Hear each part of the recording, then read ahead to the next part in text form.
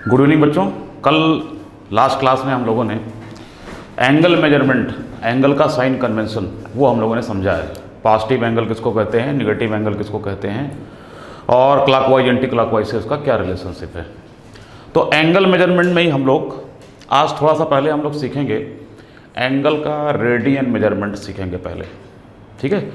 Last lecture को सभी लोगों ने देखा होगा, जिन्होंने नहीं देखा है वो उसको फिर से देख सकते हैं, और जो भी लेक्चर आपका मिस हो रहा है उसको आप एक बार देख करके जरूर आइए, अदरवाइज आपको नए लेक्चर में हमेशा क्या होगी, थोड़ी प्रॉब्लम होगी। तो आज हम लोग थोड़ा सा रेडियन मेजरमेंट पे काम करेंगे। रेडियन आपने बहुत बार सुना होगा कि बहुत सारे जगह एंगल लिखा होता है रेडियन में, पाई रेडियन, पाई/2 रेडियन लिखा होता है, और बहुत बार वो हमें डिग्री से मिलता है। तो ये जो हमारा कन्वर्जन है degree to radian, radian to degree, इसको समझना की हमें ज़रूरत है। तो रेडियन कंसेप्ट पर थोड़ा सा हम लोग काम करते हैं और देखते हैं कि ये किस तरीके से डिग्री से रिलेटेड है।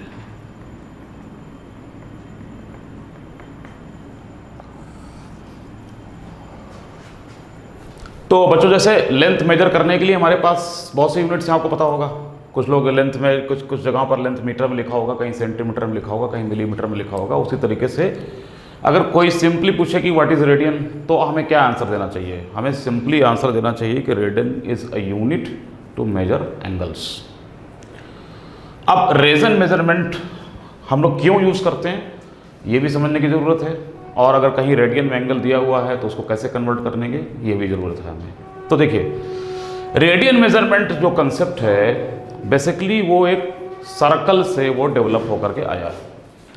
सर्कल से डेवलप होने का मतलब क्या होता है कि सपोज दैट कि हम एक सर्कल यहाँ पर ड्रॉ कर देते हैं, ठीक है।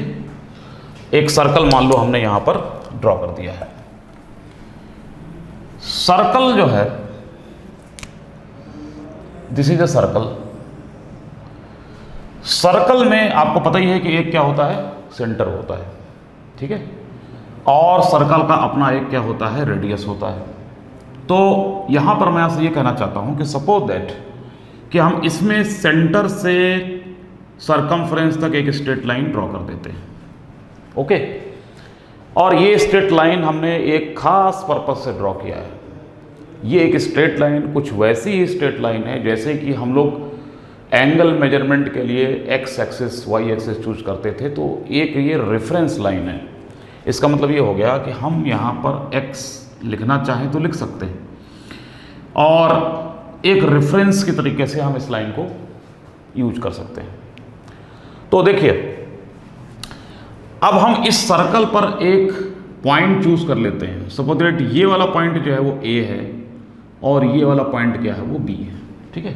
सर्कल का सेंटर जो है वो ओ है, और अब हम क्या करेंगे, ओ से बी को ज्वाइन कर देंगे, ठीक है।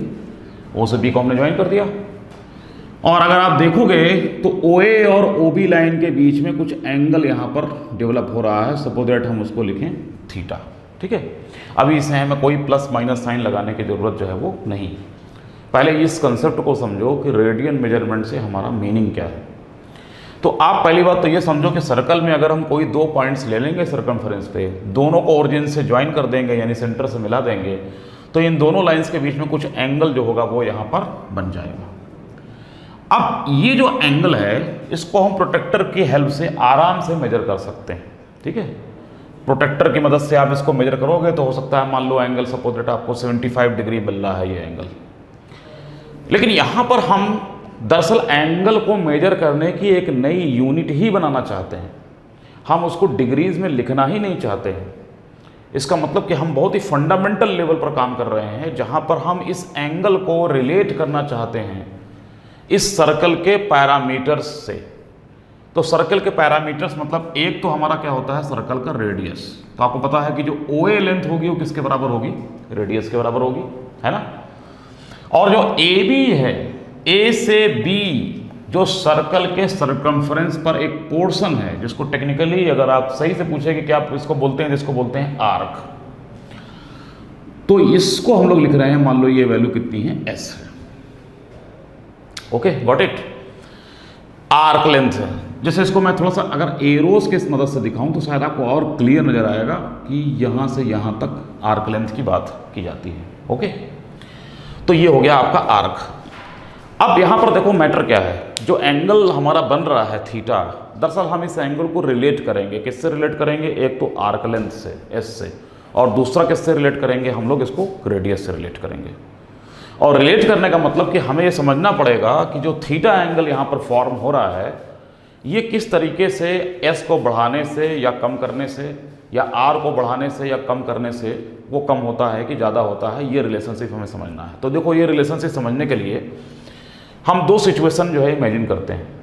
एक सिचुएशन तो हम ये इमेजिन करते हैं कि सपोज दैट कि हम रेडियस जो है वो सर्कल का जो है वो मान लो कि हम रेडियस जो है वो कांस्टेंट रखे हुए हैं, ठीक है, लेकिन आर्क लेंथ जो है वो हम क्या करते हैं, ज़्यादा करते हैं।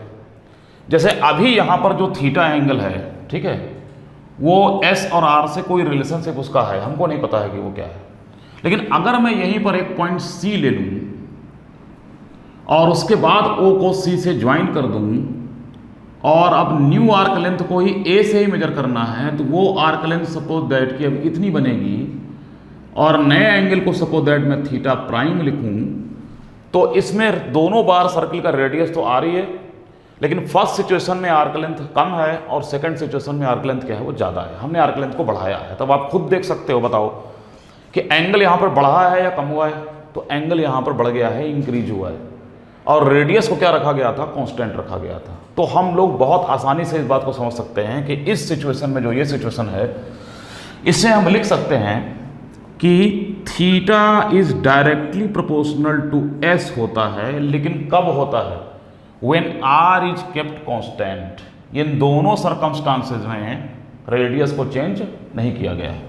तो यहां लिखेंगे आर इज कांस्टेंट या equal to constant. Okay, this is one situation. Second situation में मैं क्या करूंगा कि मैं अब आर्क लेंथ को उतना ही रखूंगा, लेकिन रेडियस को मैं इंक्रीज या डिक्रीज करूंगा। सपोज दैट मैं रेडियस को डिक्रीज करता हूं, ठीक है, डिक्रीज करेंगे तो बड़ी आसानी से वो डायग्राम भी यहां पर बन जाएगा, और इंक्रीज करेंगे तो हमें और बिगर सर्कल जो है बनाना पड़ेगा। तो सपोज दैट मैं थोड़े से कम रेडियस का एक सर्कल यहां ड्रॉ कर देता हूं, ठीक है, और सपोज दैट कि यहां पर जो रेडियस आ रहा है, यहां पर इस रेडियस को लिखा जाए आपका आर, ठीक है। और अब देखिए, इसको आर के बजाय आर प्राइम कर लो, ज़्यादा ठीक रहेगा। देखिए अब क्या करना है हमें, हमने रेडियस को जो है वो कम कर लिया है, इस सर्कल का रेडियस जो है वो इससे कम है, लेकिन सपोज दैट मैं उतनी ही आर्क लेंथ यहाँ पर कट करना चाहता हूँ, तो उतनी ही आर्क लेंथ उसको अगर मेजर की जाए आर्क लेंथ, और उतनी ही आर्क लेंथ यहाँ पर कट की जाए, तो शायद वो कहीं यहाँ पर कट कर रही है, मान लो, ठीक है, दोनों से कंपेयर कर लो कि यहाँ पर कट कर रही है। और फिर से अगर हम इन दोनों पॉइंट्स को ज्वाइन कर लेते हैं, इसको ए पॉइंट बनाते हैं, इसको बी पॉइंट बनाते हैं, तो फिर से अब ये एक एंगल यहाँ पर बन रहा है। आर्क लेंथ ध्यान में रखना कि उतनी ही है। तो अब इन दोनों डायग्राम को देख करके आपको लग रहा होगा, सपोज दैट इस एंगल का नाम ही मैं थोड़ा चेंज कर देता हूँ, थीटा डबल प्राइम। दोनों एंगल को आपको ध्यान से देखिए, आपको क्या समझ में आ रहा है, ये एंगल थीटा है, ये एंगल थीटा डबल प्राइम है। दोनों बार आर्क लेंथ क्या है, वो सेम है, लेकिन रेडियस जो है वो इसमें कम रखा गया है। तो आप खुद डायग्राम देख के समझ सकते हो कि अगर हम आर्क लेंथ को सेम रखते हैं लेकिन रेडियस को कम करते हैं तो एंगल हमारा इंक्रीज हो रहा है। और अगर हम बिगर सर्कल ले लेते तो ये इतनी ही आर्क लेंथ से जब एंगल बनता तो वो थोड़ा स्मॉलर बन जाता। और इसका मतलब ये हो गया कि दूसरा कंक्लूजन हमारा जो है थीटा से रिलेटेड वो ये है कि theta is inversely proportional to R, जबकि एस को क्या रखा गया है, कांस्टेंट। ओके, इसका मतलब कि हम थीटा के लिए एक नई यूनिट बनाना चाहते हैं। पहली बात तो ये है, थीटा को हमने सर्कल के रेडियस से और आर्क लेंथ से रिलेट करने की कोशिश की है, और रिलेशनशिप देखने के लिए हमें एक बार में एक वेरिएबल को यानी कि आर को या एस को कांस्टेंट रख करके देखना पड़ता है कि दूसरे को इंक्रीज या डिक्रीज होने से थीटा की वैल्यू इंक्रीज हो रही है या डिक्रीज हो रही है। अब आपको एक बेसिक मैथमेटिक्स पता होगी कि अगर प्रोपोर्शनलिटी आप जो जगह मेंटेन कर ली हो, तो प्रोपोर्शनलिटी को जब भी आप हटाओगे तो पहली बात तो एक कांस्टेंट आएगा, तो अगर ये दोनों प्रोपोर्शनलिटी को हम ऐड कर दें एक साथ तो theta will be directly proportional to S by R आ जाएगा। ठीक है, अब इसमें हमने किसी भी चीज़ को कांस्टेंट नहीं रखा हुआ है। ठीक है, और अगर हम प्रोपोर्शनलिटी को हटाते हैं तो हम ऐसा लिख सकते हैं कि थीटा इज इक्वल टू के टाइम्स एस बाई आर, जहां पर के क्या है, इट इज ए कॉन्स्टेंट। ठीक है, इट इज ए कॉन्स्टेंट। ठीक है, अब सोचो कि अगर हम बिल्कुल इनिशियल स्टेज में काम कर रहे हैं और हमें थीटा के लिए कोई नई यूनिट बनानी, तो हमने थीटा इक्वल टू के टाइम्स एस बाई आर रखा है, के एक कॉन्स्टेंट है, और देखो हर सेम सर्कमस्टांसेस में आपको के की वैल्यू क्या मिलेगी, वो सेम मिलेगी। तो इसको अगर हम लोग अज्यूम कर लें कि मान लीजिए कि जो कांस्टेंट के है वो आ कुछ और रहा है, लेकिन हर बार हम उसकी वैल्यू को क्या है, वो अज्यूम कर लें कि वो वैल्यू कितनी रहेगी, 1 रहेगी। ठीक है, तो अगर हम 1 मान लेते हैं, लेट के इक्वल टू 1। ठीक है, ये सिर्फ हमने थीटा को डिफाइन करने के लिए ऐसा किया है। सभी लोग अगर के को 1 मान लेंगे तो दो थीटास के कंपैरिजन में आसानी हो जाएगी, क्योंकि कांस्टेंट तो हमें सेम मिलना भी था वैसे भी, और सिर्फ हमारा एस और आर बच जाएगा। तो हम लिख सकते हैं कि theta is equal to S divided by R. Okay, तो अब यहां पर जो थीटा आया है एस बाई आर है, इसकी यूनिट अगर आप निकालने की कोशिश करोगे तो आपको पता ही है कि जो आपका आर्क लेंथ है वो टेक्निकली हम लोग एस और आर दोनों को एक ही यूनिट में मेजर करना पड़ेगा। ठीक है, जब भी हम डिवीज़न करते हैं तो दोनों चीज़ों को हम या तो दोनों लेंथ है तो दोनों को एक ही यूनिट में लिखना पड़ेगा, और दोनों की यूनिट ही अलग है तब वो बात ही अलग हो गई, तब वो बेसिकली क्या होगी, एक नई फिजिकल क्वांटिटी बन सकती है। तो यहाँ पर मान लो एस को मीटर में मेजर किया गया है, आर को भी किसे मेजर किया गया है, मीटर में। तो जब आप इसकी यूनिट निकालने की कोशिश करोगे तो आपको क्या मिलेगा, मीटर डिवाइडेड बाय मीटर, ये दोनों कैंसिल हो जाएंगे, और इसका मतलब कि हमें जो रिजल्ट मिलने जा रहा है वो कैसा है, यूनिटलेस है। यानी कि थीटा को अगर हम एस बाई आर लिखते हैं, दोनों को सेम यूनिट में रखते हैं, तो टेक्निकली हमें जो वैल्यू मिलेगी वो विदाउट एनी यूनिट मिलेगी। और ऐसा क्यों हो रहा है बताओ, क्योंकि एक्चुअल में तो थीटा हमने जिस फॉर्मूले से निकालने की कोशिश की है उसमें हमने एक प्रकार का केवल एक रेशियो निकाला है। ठीक है, क्योंकि दो फिजिकल, यहाँ पर एक ही फिजिकल क्वांटिटी है, लेंथ दो अलग अलग तो है नहीं, तो इनका रेशियो है सिर्फ। और कोई भी रेशियो कैसा होना चाहिए बताओ, कोई भी रेशियो ऐसा होना चाहिए जिसमें हम रेशियो निकाल रहे हैं तो सेम फिजिकल क्वांटिटी है ऊपर नीचे, तो इसका मतलब कि जो रेशियो होगा वो यूनिटलेस आएगा ही आएगा। लेकिन ये रेशियो एक नॉर्मल रेशियो नहीं है। अगर हम सिंपली एक नॉर्मल रेशियो की बात करते तो सपोज दैट हम आपसे कहते कि सपोज दैट इस रूम की या किसी क्लासरूम की मान लो कि लेंथ जो है वो 4 मीटर है और उसकी विड्थ जो है वो 2 मीटर्स है, तो बताओ कि लेंथ टू विड्थ रेशियो कितना है, तो आप बोल दोगे सिंपली आंसर कितना है, 2 है, और वहाँ पर किसी यूनिट की ज़रूरत नहीं। यहाँ पर भी ये टेक्निकली एक रेशियो ही है, mathematically it is a ratio, but ये रेशियो एक स्पेशल पर्पस से कैलकुलेट किया गया है। The purpose of calculating this ratio is to measure angle theta. इसलिए हम लोग यूनिटलेस होने के बावजूद भी इसमें एक यूनिट इंट्रोड्यूस करते हैं, और इस यूनिट का नाम क्या है, रेडियन। इसका मतलब हम लोग लिखेंगे theta is equal to S by R, और मैथमेटिकली एस बाई आर आना चाहिए था यूनिटलेस, बट हम इसको लिखेंगे कि इसमें एक यूनिट लगाई जा रही है, रेडियन, या हम इसको सिंपली लिखेंगे एस बाई आर, और रेडियन इतना लंबा फॉर्म लिखने के बजाय सिंपली क्या लिखेंगे, आर ए डी। ओके, जैसे फॉर एग्जांपल कोई एग्जांपल लेते हैं छोटा सा, कि सपोज दैट हमारे पास कोई सर्कल हमारे पास था, ठीक है, और सर्कल का सपोज दैट जो रेडियस है वो 2 मीटर है, ठीक है, और इस पर कोई आर्क हमने ले ली है, और ये जो आर्क है सपोज दैट उस आर्क की लेंथ, यानी इस पॉइंट से इस पॉइंट की डिस्टेंस, इस पॉइंट से इस पॉइंट की डिस्टेंस को हम लोग प्रैक्टिकली भी मेजर कर सकते हैं। अब आप सोचिए कि प्रैक्टिकली अगर मेजर करना पड़ जाए आपको आर्क लेंथ, तो आप कैसे मेजर करेंगे, है ना। कोई बेसिक इंस्ट्रूमेंट बताइए जिससे ये मेजरमेंट आसानी से हो सके।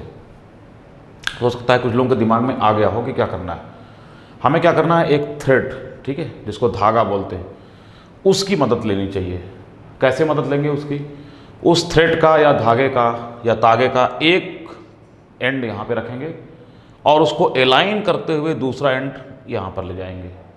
या उसको अलाइन करते हुए ले जाएंगे, जिस पॉइंट पर ये दूसरा एंड यहाँ पर टच करने लगेगा वहाँ पर एक मार्क लगा देंगे।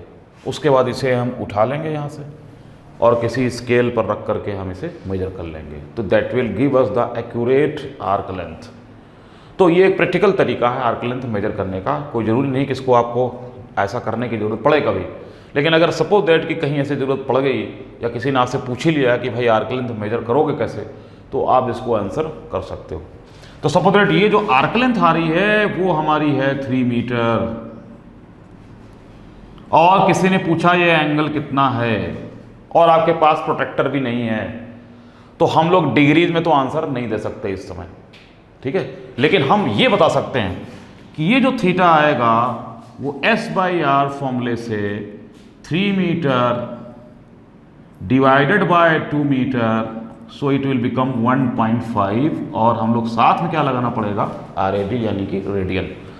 तो आप उस पर्सन को ये बता सकते हो कि ये थीटा हम डिग्रीज में तो नहीं बता पाएंगे आपको, लेकिन ये थीटा 1.5 रेडियन के इक्विवेलेंट है।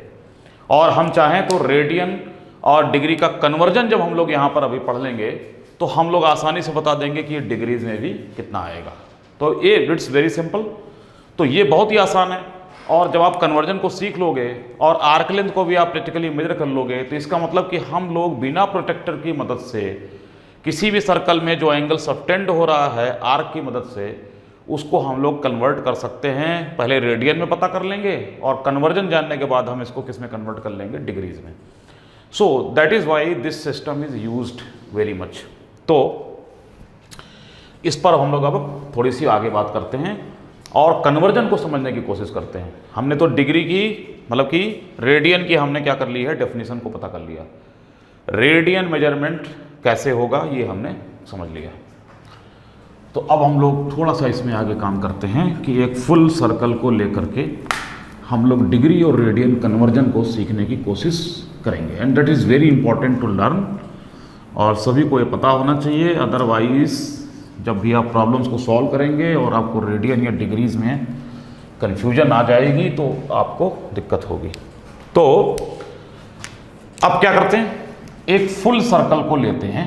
सपोज दैट ये एक फुल सर्कल है, ठीक है, और इसका रेडियस में ड्रॉ कर देता हूँ। सपोज दैट भाई सेंटर से किसी भी पॉइंट को अगर सर्कमफ्रेंस से ज्वाइन करोगे तो आपको मिलेगा हमेशा क्या, रेडियस। अब इमेजिन करो कि सपोज दैट इस लाइन को हम लोग रोटेट करें।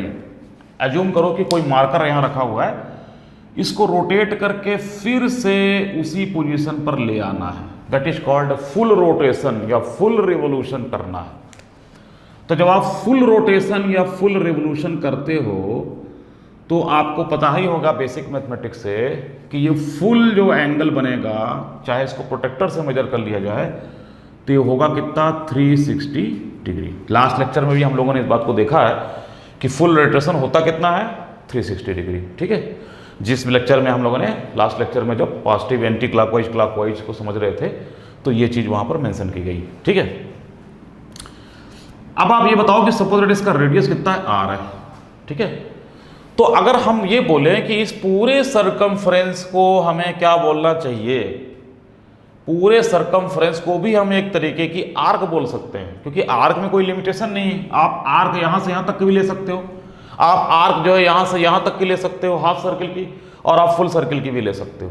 तो सपोज दैट कि हमने फुल सर्किल को लिया है, तो अगर हम इसको जैसे एरोज से हम काम कर रहे थे, तो अगर हम यहाँ से यहाँ तक के मेजरमेंट को लिखें तो यही हमारा क्या बनेगा, S।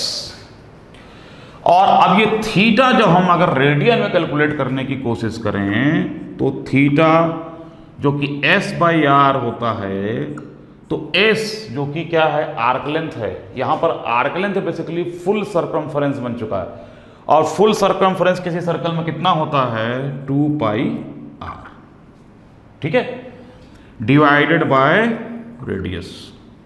So it becomes what, 2π, और हमें यूनिट क्या लगानी है, रेडियन। इसका मतलब फुल सर्किल जो सेंटर पर एंगल सबटेंड कर रहा है, क्योंकि देखो एक्चुअली इसमें है एंगल सबटेंड कौन करता है, आर्क। कहाँ सबटेंड करता है, सेंटर पे, और उसके लिए करना क्या है, आर्क के दोनों एंड को सेंटर से ज्वाइन करना है। तो यहाँ पर आर्क फुल सर्किल बन गया है और ज्वाइन करने के लिए हमें एक ही लाइन की ज़रूरत है, क्योंकि इसका स्टार्टिंग पॉइंट आर्क का और एंडिंग पॉइंट दोनों क्या हो चुका है, सेम हो चुका है। तो 2 पाई रेडियन है, लेकिन डिग्रीज में हमें पता है कि ये फुल सर्कल जब बनेगा तो डिग्री में एंगल कितना आएगा, 360 डिग्री आएगा। तो एक ही एंगल को दो अलग अलग यूनिट्स में अगर लिख भी दिया जाए तो दोनों को हमें क्या बोलना पड़ेगा कि दोनों एक दूसरे के इक्वल हैं, या एटलीस्ट क्या बोलेंगे, इक्विवेलेंट हैं। इक्विवेलेंट इसलिए यूज कर रहा हूँ वर्ड क्योंकि दोनों को अलग अलग डिग्री में लिखा, अलग अलग यूनिट्स में लिखा गया है। जैसे हम लोग ये नहीं लिख सकते ना 5 kg = 10 मीटर, अलग अलग यूनिट्स की चीज़ों को हम कंपेयर नहीं कर सकते, लेकिन हम ये लिख सकते हैं कि 5 kg = 5000 ग्राम्स। तो इक्वल या इक्वलिटी भी वहाँ लिख सकते हो। तो हम ऐसे भी लिख सकते हैं कि 2 pi radian is equivalent to 360 degrees. अब यहीं से हम लोगों को करना क्या है कि कुछ सिंप्लीफिकेशंस, ठीक है, कुछ एंगल्स तो बहुत ज़्यादा यूज होते हैं फिजिक्स में, प्रॉब्लम्स में जो बहुत ज़्यादा लिखे होते हैं, उसको कुछ हमें थोड़ी सी यहीं पर प्रैक्टिस कर लेनी है। बाकी क्या है कि आप आसानी से इसमें काम कर सकते हैं। एक तो पहले तो एक सिंपल हमें कैलकुलेशन यहाँ करके दिखाता हूँ जो एंगल्स बहुत ज़्यादा यूज होते हैं। जैसे इस 2 पाई को और 360 डिग्री दोनों साइड हम 2 से डिवाइड करते हैं तो हमें क्या मिलेगा कि pi radian is equivalent to what, 180 degree. और इसको बहुत ही ध्यान से हमेशा दिमाग में रखना है, क्योंकि ये क्या है, थोड़ा सिंपल है। यहाँ पर 2 पाई और 360 था, यहाँ पर सिर्फ पाई हो गया है और 180 degree. Pi radian is equivalent to 180 degree. और यहाँ से हम आसानी से काम कर सकते हैं कि सपोज दैट अगर किसी ने कहा π/2 रेडियन का क्या मतलब होना चाहिए, तो आप क्या लिखोगे, π/2 रेडियन और इक्विवेलेंट टू किसके आ जाएगा, 90 डिग्री। इसी तरीके से आप क्या लिखोगे, सपोज दैट π/3 रेडियन कहीं पर लिखा हुआ है तो आपको इस साइड 3 से डिवाइड कर देना है, तो it will be equivalent to 60 degree. कहीं पर लिखा हुआ है कि π/4 रेडियन है तो हम उसे क्या लिख सकते हैं, 45 डिग्री। से 4 से डिवाइड कर देंगे तो क्या मिलेगा, 45। कहीं पर लिखा हुआ है π/6 रेडियन तो हम इसे क्या लिख सकते हैं, डिवाइड बाय 6 करोगे तो क्या मिलेगा, 30 डिग्री। कहीं पर लिखा हुआ है कि 2π/3 रेडियन, तो 2π/3 रेडियन जो आप लिखोगे तो आप इसे क्या लिखोगे, 120 डिग्री। ठीक है, तो ये कुछ ऐसे हैं पाई के जो है एक प्रकार से π/2, π/3, π/4 ये बहुत ज़्यादा यूज़ होता है और इसलिए हमने उसको यहाँ पर लिख दिया है। ओके, पहले से ही हमने यहाँ पर लिख दिया है। अब इसी कन्वर्जन को एक सिंपल तरीके से भी लिखने की कोशिश करते हैं। 2 चीज़ें हैं, एक तो अगर सिंपली अगर पूछा जाए कि 1 रेडियन कहीं लिख दिया गया है तो वो कितने डिग्रीज होना चाहिए वो आपको पता होना चाहिए। सिंपली अगर कहीं पर एंगल दिया हुआ है डिग्रीज में तो कितने रेडियन है ये भी पता होना चाहिए। ये दोनों वैल्यूज़ को थोड़ा सा हमें याद रखने की ज़रूरत पड़ सकती है, जिससे कहीं पर क्या होगा, आसानी से हम कन्वर्जन कर सकेंगे। जैसे सिंपल सी बात हो, सपोज दैट मैं रेडियन टू डिग्री की बात करता हूँ, तो रेडियन टू डिग्रीज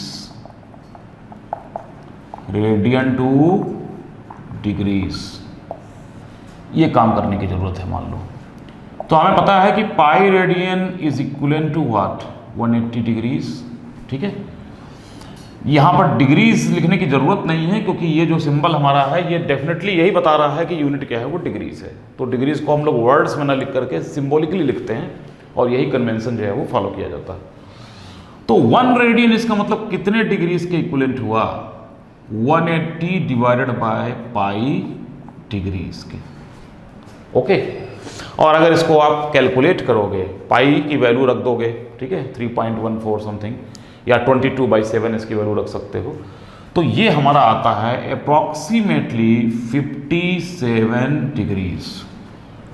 इसका मतलब कि रेडियन काफ़ी बड़ी यूनिट है, रेडियन कोई छोटी यूनिट नहीं है, क्योंकि 1 रेडियन इक्विवेलेंट टू 57 डिग्रीज है। अगर कहीं पर 2 रेडियन भी लिख दिया गया है तो वो आपका 114 डिग्रीज के इक्वल हो जाता है। और इसका मतलब एक फुल सर्किल की अगर हम लोग बात कर रहे हैं तो वो कितना है, 2 पाई रेडियन है। और 2 पाई रेडियन का मतलब 3.14 होता है चूंकि रेडियन के वैल्यू, तो 6.28 रेडियन में पूरा सर्कल कंप्लीट हो जाता है, जो कि डिग्रीज में 360 डिग्री लग जाते हैं। इसका मतलब रेडियन काफ़ी बड़ी यूनिट है। तो इसका मतलब जब भी हमें रेडियन टू डिग्री कन्वर्जन करना होगा तो हम रेडियन में जो वैल्यू है वो उसको 180 बाय पाई से क्या करेंगे, मल्टीप्लाई कर सकते हैं, क्योंकि एक रेडियन आगे आया हमारा। तो हम लिख सकते हैं कि इस कन्वर्जन में हमें क्या करना चाहिए, multiply by 180 divided by pi. ठीक है। दूसरा काम कि अगर डिग्रीज टू रेडियन का काम करना हो, ठीक है, डिग्रीज टू रेडियन, ये भी पता होना चाहिए हमें। जब हम रेडियन टू डिग्री जानते हैं तो हमें रेडियन डिग्रीज टू रेडियन ही पता होना चाहिए। तो आपको इसको रिवर्स कैलकुलेशन करना पड़ेगा, यानी 180 degree is equal to what, pi radian. So 1 degree is equal to what, pi by 180 radian. और जब आप इसको कैलकुलेट करेंगे तो ये अप्रॉक्सीमेटली आता है 0.02 रेडियन। देखो ये ध्यान में रखना, ये दोनों वैल्यूज क्या है वो अप्रॉक्सीमेट है। ठीक है, सिर्फ एक आइडिया देने के लिए आपको है कि अगर कहीं रेडियन में लिखा है तो हमें, कैसे कहीं लिखा हुआ है कि 2 रेडियन, तो आपको 2 रेडियन है तो आपको ये नहीं समझना चाहिए कि बहुत छोटा एंगल है वो, बहुत बड़ा एंगल है वो। उसी तरीके से डिग्रीज जो है वो काफ़ी छोटी यूनिट है। ठीक है, तो 1 डिग्री इज इक्वल टू कितने हो गया, 0.02 रेडियन। और इसका मतलब सिंपली कि हमें करना क्या चाहिए कि अगर डिग्रीज में कहीं पर एंगल दिया हुआ है और हम चाहते हैं रेडियन में वैल्यू, तो हम उसको लिखेंगे मल्टीप्लाई बाय पाई बाय 180। तो डिग्री टू रेडियन कन्वर्जन जो होगा वो पाई बाय 180 से मल्टीप्लाई करना पड़ेगा डिग्री में जो एंगल दिया हुआ है उसको, और यहाँ पर हमें रेडियन में जो एंगल दिया हुआ है उसे 180 बाय पाई से मल्टीप्लाई करना पड़ता है। वैसे यूजुअली प्रॉब्लम्स में क्या होता है कि ऐसी वैल्यू दी जाती है कि वो हमें बहुत ज़्यादा डेसिमल की और बहुत ज़्यादा कैलकुलेशन की ज़रूरत नहीं पड़ती। ज़्यादातर एंगल हमें इसी तरह के मिलते हैं, pi by 2, pi by 3, pi by 4, pi by 6, इस टाइप के एंगल मिलते हैं, जिससे कि हमारा जो है कन्वर्जन क्या होता है, काफ़ी स्मूथ होता है और बहुत सारे एंगल हमें पहले से ही क्या होते हैं, याद होते हैं। तो इसमें मैं ये नहीं कह रहा हूँ कि इसको आपको रटने की ज़रूरत है। ठीक है, काम करते करते आपको कुछ important angles pi by 4, pi by 6 ये सब धीरे धीरे याद हो जाएगा, लेकिन एक बार इन सबको लिखने की ज़रूरत है आपको नोटबुक पर अपने, और उसको एक बार देखने की ज़रूरत है कि ये जो काम हो रहा है वो क्या हो रहा है। तो इसका मतलब ये हो गया कि हम कहीं पर भी अगर 90 डिग्री लिख रहे हैं, अगर हम उसको पाई बाय 2 रेडियन लिखें, बात क्या हो जाएगी, वो सेम हो जाएगी। तो ये डिग्री टू रेडियन कन्वर्जन हमने आज समझ लिया। ठीक है, नेक्स्ट अब हमें क्या करना है, अब हमें बेसिक ट्रिग्नोमेट्री जो आपने 9th-10th क्लास में पढ़ी है, थोड़ा सा पहले उसको ही रिवाइज करना है। ठीक है, स्पेशली जो ट्रिग्नोमेट्रिक रेशियोज होते हैं उनको हमें थोड़ा सा पहले रिवाइज करना है, और उसमें थोड़ा सा और हम कंसेप्चुअली डीपर लेवल पर जा कर के देखेंगे कि जो भी हम वैल्यूज़ ले रहे हैं उनकी मीनिंग क्या है, और उसको हम थोड़ा सा ब्रॉडन करेंगे। तो रेडियन मेजरमेंट के साथ ही साथ अब हम लोग ट्रिग्नोमेट्रिक रेशियोज पर थोड़ा सा काम करेंगे। तो देखो बेसिक ट्रिग्नोमेट्री जिसमें से 9th-10th क्लास की पूरी ट्रिग्नोमेट्री भी आपको आनी चाहिए। ऐसा नहीं है कि आप 9th-10th क्लास पास कर चुके हैं और अब आपको मैथ्स की कोई ज़रूरत नहीं रह गई है, तो ऐसी फीलिंग लाने की ज़रूरत नहीं है।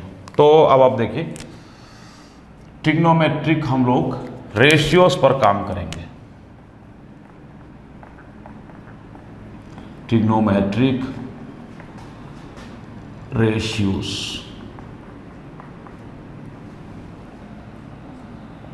ट्रिग्नोमेट्रिक रेशियोज की जहां तक बात है, हमने 9th-10th क्लास में जो पढ़ी है ट्रिग्नोमेट्री, उसमें कॉन्सेप्ट स्टार्ट होता है एक राइट एंगल्ड ट्रायंगल से। राइट एंगल ट्रायंगल मीनिंग जिसमें एक एंगल क्या होगा, 90 डिग्री होगा। ठीक है, आपको पता है कि ट्रायंगल में सभी एंगल का सम कितना होता है, 180 डिग्री। तो एक ही एंगल 90 डिग्री पॉसिबल है। ठीक है, क्योंकि ट्रायंगल में 3 एंगल होने हैं। अब उससे रिलेटेड कुछ और कॉन्सेप्ट जो हैं वो अभी धीरे धीरे आपको क्लियर होंगे। तो एक राइट एंगल ट्रायंगल पहले हम इमेजिन कर लेते हैं। ओके, ये एंगल थीटा लिखा हुआ है। ठीक है, मान लो अभी थीटा को हम लोग बहुत प्लस माइनस वैल्यू नहीं दे रहे हैं, सिंपली ये थीटा क्या है कि आप देखना चाहें तो सपोज दैट इस लाइन से इस लाइन तक जाओगे, तो अगर आप लिखना चाहोगे तो इसको आप प्लस साइन दे सकते हो। लेकिन अभी हम लोग मान लो केवल एब्सोल्यूट वैल्यू इसकी जो है वो देख रहे हैं। अब इस ट्रायंगल में जो एंगल थीटा है, ये एंगल तो कितना है हमारा 90 डिग्री है, ठीक है, और दो एंगल और इसमें बचे। तो थीटा जो यहां पर लिखा हुआ है, थीटा दो लाइन से मिलकर बन रहा है, एक ये लाइन है और एक क्या है, ये लाइन। तो देखो 90 डिग्री के सामने वाली लाइन, उसको तो हमेशा क्या लिखा जाएगा, उसको नाम लिखा जाएगा हाइपोटेन्यूस। इसे कैपिटल H लिख सकते हो शॉर्ट में, ठीक है। अब थीटा जो है एक तो हाइपोटेन्यूस से अटैच्ड है और दूसरा इस साइड से अटैच्ड है। तो ये वाली साइड जो थीटा से जुड़ी हुई है और हाइपोटेन्यूस नहीं है, उसको हमेशा क्या बोला जाएगा, बेस। सिंपली क्या लिख सकते हो, कैपिटल B। और जो थीटा के ठीक सामने जो साइड पड़ती है, हमेशा उसका नाम हम क्या रखेंगे, परपेंडिकुलर। इसे कैपिटल P लिखा जाएगा, ओके। अब देखो बेसिक ट्रिग्नोमेट्रिक रेशियोज जो होते हैं, दरअसल वो इस थीटा के ऊपर ही काम करते हैं। आपने पढ़ाई होगा बेसिक 9th क्लास में, उसको हम सिंपली रिवाइज करते हैं, ठीक है। एक तो देखो जो ट्रिग्नोमेट्रिक रेशियोज हैं वो बेसिकली एक फंक्शन है। फंक्शन का मतलब क्या हो गया, फंक्शन का मतलब सिंपली क्या हो गया कि थीटा एक वेरिएबल है, उसको फंक्शन में रखा जाता है और फंक्शन की वैल्यू मिलती है। जैसे थोड़ी सी बात करते हैं, सपोज दैट हम एक फंक्शन f(x) उसका नाम है और उसको लिखा जाए कि वो x² है। इट मीन्स क्या हो गया कि यहां पर जो x है वो एक वेरिएबल है, इट इज ए वेरिएबल, और ये जो x² आ रहा है, this is the value of function है, ठीक है। f जो यहां सिंपली लिखा है, it is the name of function, ठीक है। इट मीन्स कि फंक्शन में हम करना क्या है, हमें जो वेरिएबल है इसकी वैल्यू को हम बार बार क्या कर सकते हैं, चेंज कर सकते हैं, जिससे वैल्यू फंक्शन की क्या होगी, वो चेंज होती जाएगी। तो फंक्शन पर देखो बहुत डिटेल में भी मैं नहीं बता रहा हूं आपको, ठीक है। जब हम लोग कैलकुलस पढ़ेंगे तो डेफिनेटली इस पर अच्छे से काम करेंगे। अभी आप ऐसे समझो, अगर मैं इसी फंक्शन से यूज करके, क्योंकि फंक्शन का नाम f है, मैं लिखूं कि बताओ f2 की वैल्यू कितनी होगी, तो आपको पता है कि x जो हम वेरिएबल ले रहे थे तो फंक्शन की वैल्यू कितनी थी, x² थी। तो f2 में फंक्शन की वैल्यू क्या हो जाएगी, 2²। इसका मतलब कितनी हो जाएगी, 4। अगर हम पंक्ति से पूछें आपसे कि फंक्शन की वैल्यू जबकि x = -3 है तो क्या होगी, तो सिंपली -3 के होल स्क्वायर हो जाएगी और इसका मतलब कितनी हो जाएगी, 9 हो जाएगी, okay. So it is just a simple idea. इसका मतलब कि जो हम लोग ट्रिग्नोमेट्रिक रेशियोज बोलते हैं, दरअसल वो एक फंक्शन के तरीके से काम करते हैं। साइन फंक्शन, कोसाइन फंक्शन, ये सारे फंक्शन के नेम्स हैं। तो हम लोग दोनों चीज़ों को लिखेंगे कि फंक्शन क्या है और फंक्शन की वैल्यू क्या है, या उसी को ट्रिग्नोमेट्रिक रेशियो भी बोल सकते हो। तो यूजुअली जो पहला रेशियो हम लोग यूज करते हैं, उसे फंक्शन का नेम जो है वो कितना है, साइन, ऐसे लिखा जाता है, साइन। और इसमें थीटा क्या है, वो वेरिएबल है, ठीक है। और शॉर्ट में इसको हम लोग लेकिन लिखते कैसे हैं, साइन थीटा। लेकिन ये अंडरस्टूड है, इस बात को समझो कि दरअसल साइन थीटा जो लिखा है वहाँ ये ब्रैकेट्स जो थे वो एक तो हटा लिए गए हैं, लेकिन theta is a variable. Function का नेम जो है वो लॉन्ग नेम क्या है, वो साइन है, SINE। शॉर्ट नेम उसका क्या है, SIN है। तो साइन थीटा और साइन थीटा ट्रिग्नोमेट्रिक रेशियो है ये, और इसकी वैल्यू आपको याद होगी, हो सकता है कि वो कितने के बराबर आती है। इस राइट एंगल ट्रायंगल में हम लेते हैं परपेंडिकुलर का और हाइपोटेन्यूज का रेशियो, यानी कि P/H, okay.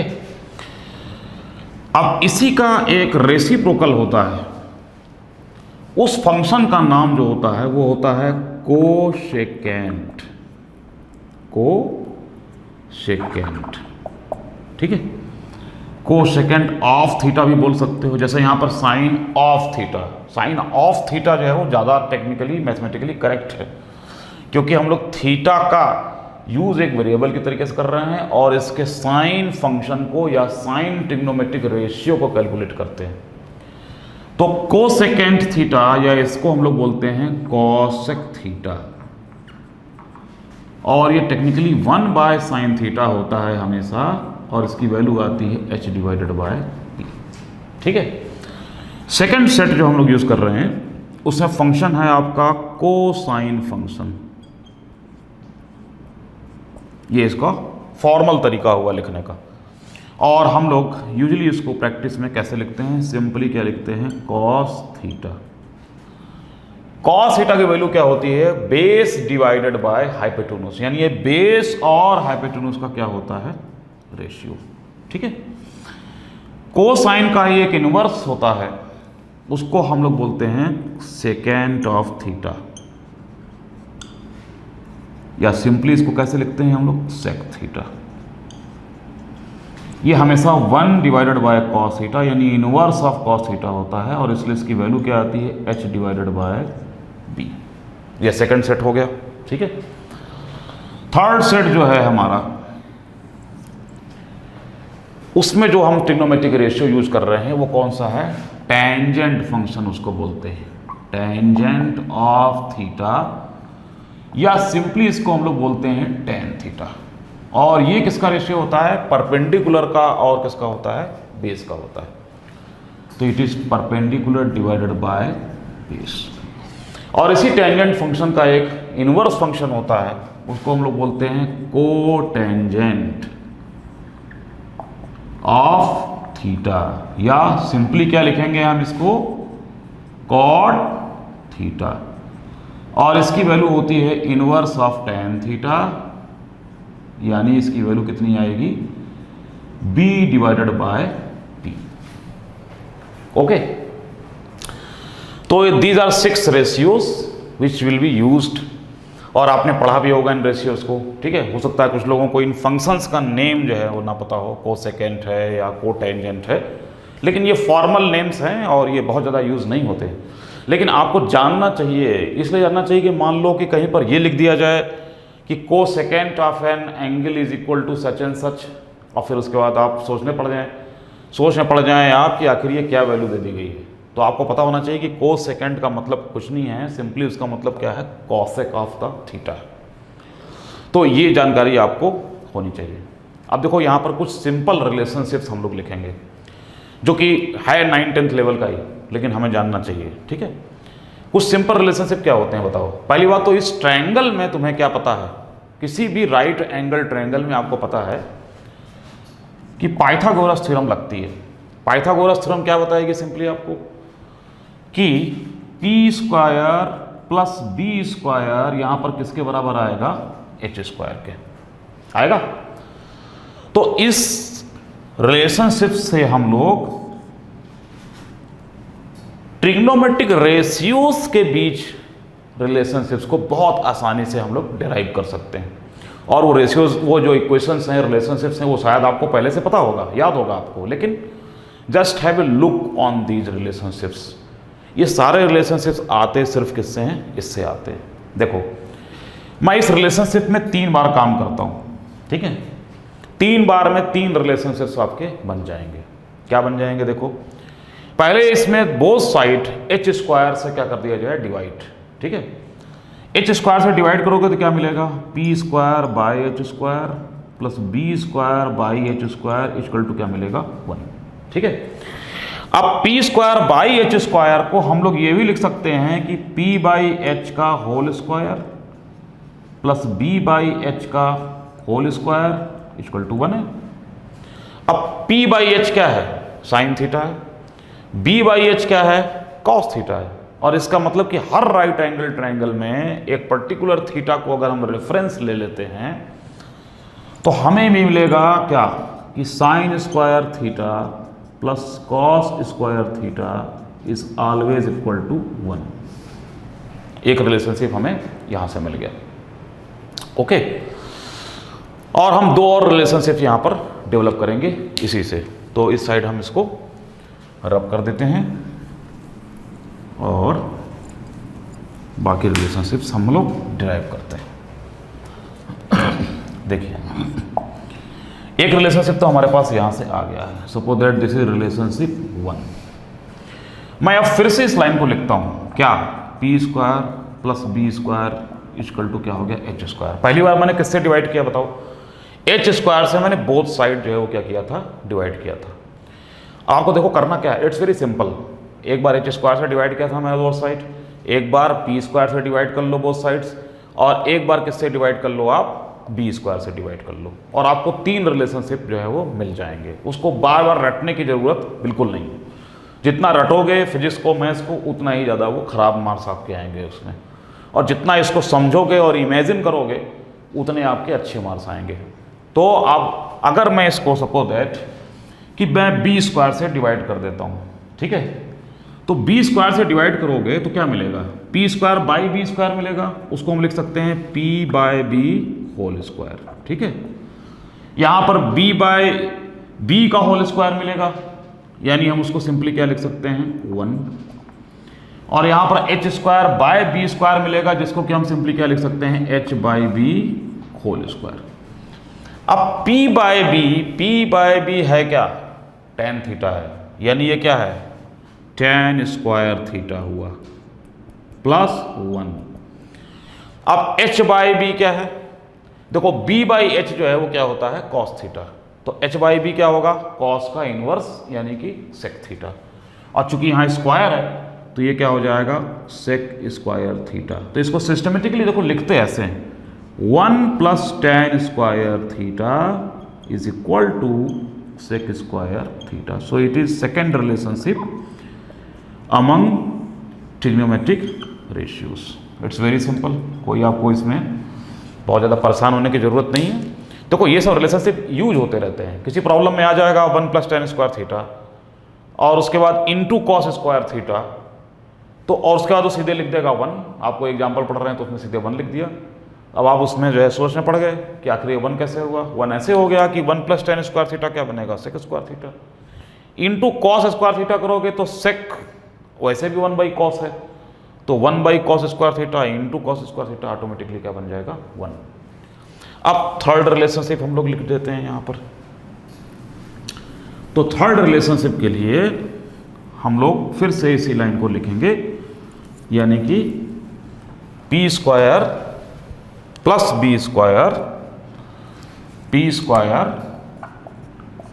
Plus B square equal to कितना है एच स्क्वायर। तो देखो हम लोग इसको एच स्क्वायर से डिवाइड कर चुके हैं एक बार हम लोग इसको बी स्क्वायर से डिवाइड कर चुके हैं। अब हमें किससे डिवाइड कर देना चाहिए इसको, पी स्क्वायर से। जब पी स्क्वायर से डिवाइड करोगे तो यहां पर क्या मिलेगा 1, यहां पर क्या मिलेगा आपको b by P whole square, यहां क्या मिलेगा आपको h by P whole square. अब b बाय पी है क्या, p बाय बी क्या था tan थीटा था, तो b बाय पी क्या बनेगा cot थीटा, यानी 1 plus cot square theta is equal to h by P. p by h क्या था sin थीटा, तो h बाई थी क्या होगा कॉसेक थीटा, उसका इनवर्स। तो 1 plus cot square theta is equal to cosec square theta. So this is the third relationship which is to be used. Okay, तो ये 3 बड़ी इंपॉर्टेंट रिलेशनशिप्स हैं और बार बार ये यूज होते हैं फिजिक्स में। आपका sine square theta plus cos square theta equal to 1 plus tan square theta equal to sec square theta, 1 plus cot square theta equal to cosec square theta. तो पहली बात तो एक काम करना है, जो भी फॉर्मूले डिराइव हो रहे हैं एक बार खुद से डिराइव करके देखना जरूरी है। उसके बाद इसको पेन से लिखना जरूरी है। देखो एक चीज़ का ध्यान रखना, फिजिक्स और मैथ्स को अगर आप सोचते हो कि पढ़ के रीडिंग करके इसकी हम सीख लेंगे तो आप कभी नहीं सीख पाओगे। जो भी डिराइवेशन मैं कर रहा हूँ यहाँ पर, आपको बहुत ज़्यादा डेरिवेशन की ज़रूरत नहीं है, वो बात सही है, लेकिन एक बार ड्राइव कर लोगे तो तुम्हारे माइंड में थोड़ा सा वो फिक्स हो जाएगा। उसके बाद आपको सिर्फ ये फॉर्मूला याद होना चाहिए सिंपली, इससे ज़्यादा की ज़रूरत जो है वो नहीं होती है। बट अगर आपको डेरिवेशन भी पता है तो definitely that is better for you. ठीक है, तो देखो आज हम लोग यहीं पर ब्रेक करेंगे।